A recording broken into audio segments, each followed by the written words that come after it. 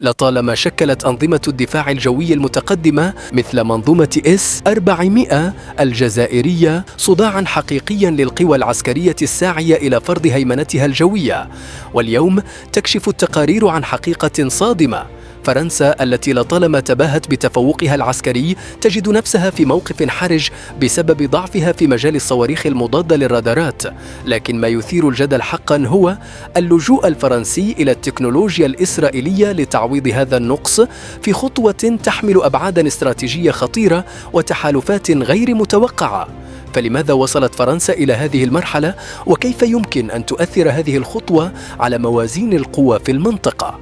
على مدار عقود عانت باريس من فجوة خطيرة في تسليحها الجوي، إذ لم تمتلك سوى صاروخ S-73 مارتيال الذي بالكاد بلغ مداه 6 كيلومترا، ومع دخول الألفية الجديدة تم إخراجه نهائيا من الخدمة دون توفير بديل فعال، مما جعل فرنسا عاجزة عن تنفيذ ضربات دقيقة ضد أنظمة دفاعية متطورة مثل S-400.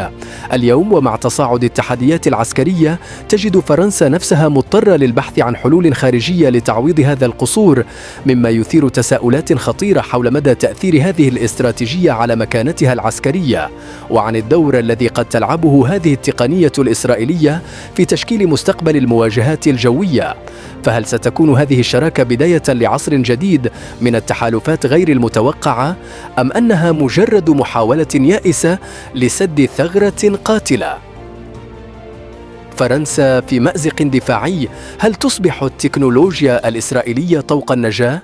في سباق التسلح المتسارع وجدت فرنسا نفسها أمام معضلة عسكرية لم تكن تتوقعها، فبينما تسعى القوى الكبرى لتطوير قدراتها الدفاعية والهجومية، برزت منظومة S-400 الجزائرية كحاجز منيع يعقد أي محاولة لاختراق المجال الجوي الجزائري.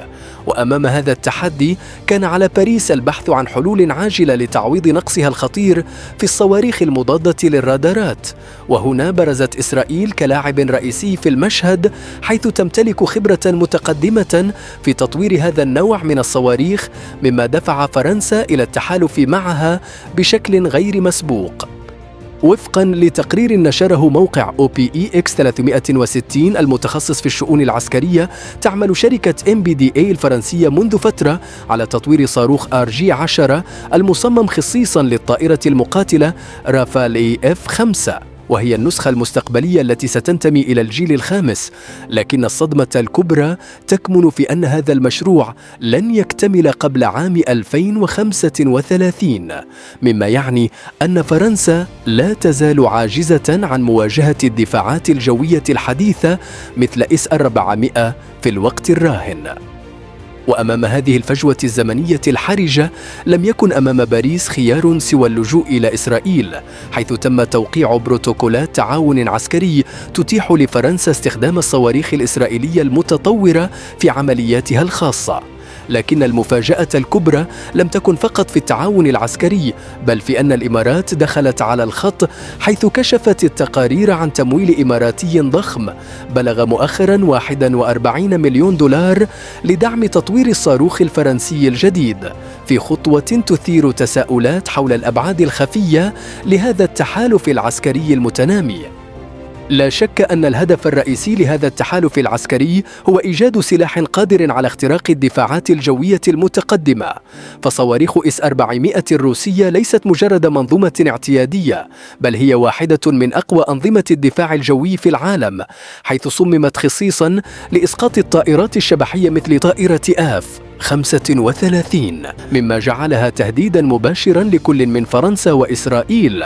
وبحسب مصادر عسكرية فإن هناك بروتوكولين رئيسيين بين باريس وتل أبيب يهدفان إلى تطوير استراتيجيات هجومية جديدة قادرة على اختراق الأنظمة الدفاعية الروسية، وعلى رأسها S-400.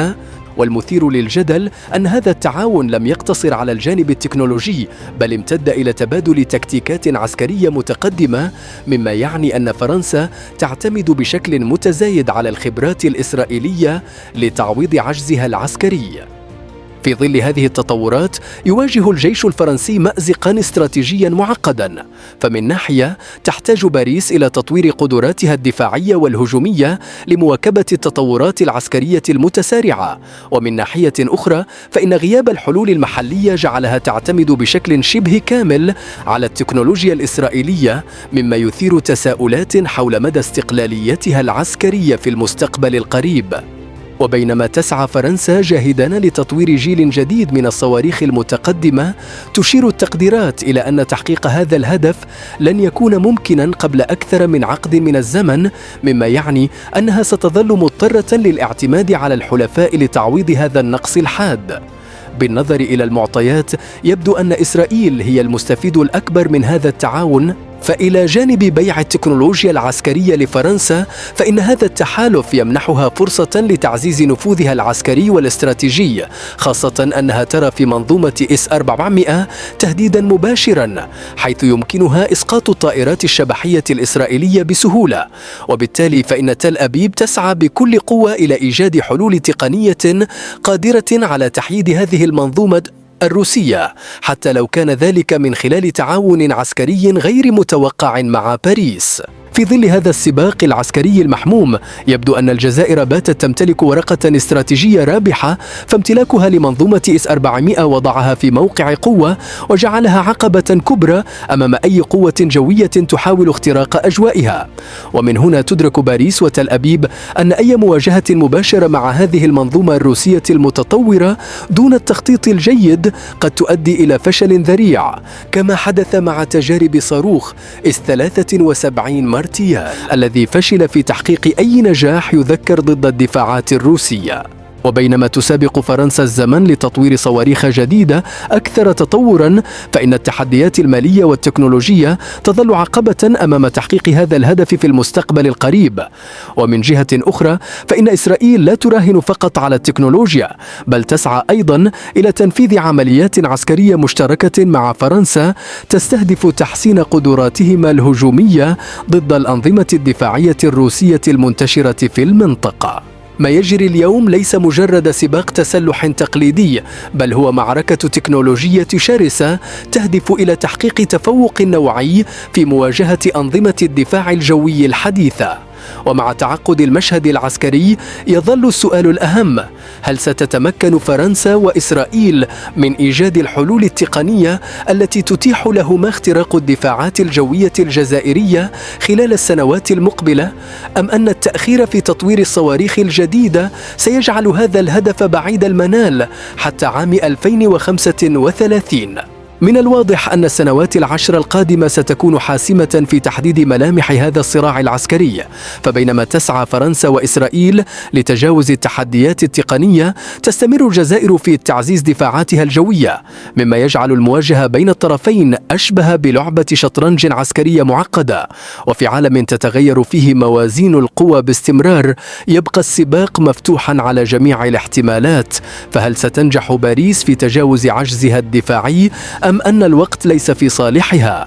شاركونا آراءكم في التعليقات، ولا تنسوا الإعجاب بالفيديو والاشتراك في القناة ليصلكم كل جديد عن سباق التسلح في العالم.